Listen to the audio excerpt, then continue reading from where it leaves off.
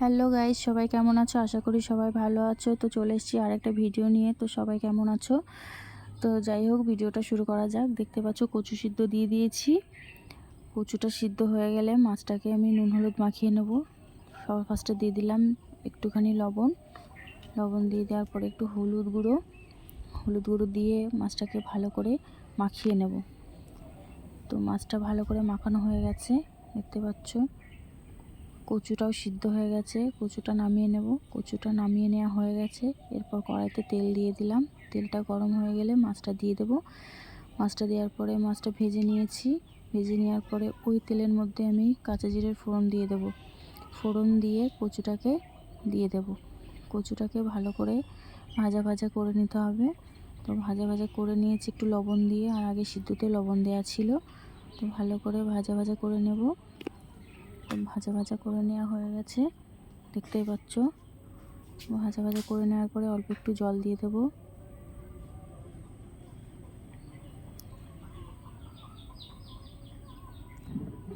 তো দেখতে পাচ্ছ ভাজা হয়ে গেছে। তো এরপর আমি একটুখানি জল দিয়ে দিয়েছি। জল দেওয়া হয়ে গেলে ভালো করে একটু সিদ্ধ করে নেব।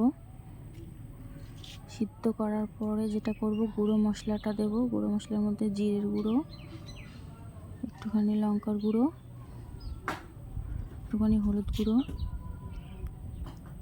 গুঁড়ো দিয়ে এটাকে ভালো করে কষিয়ে নেব।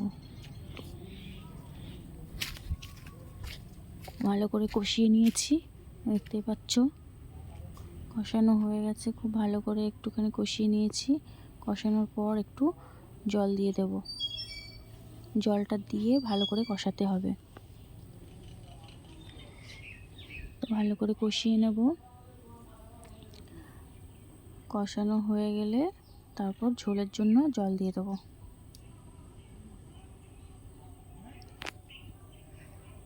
তো কষানো হয়ে গেছে, দেখতেই পাচ্ছ। এবার আমি ঝোল দিয়ে দেবো।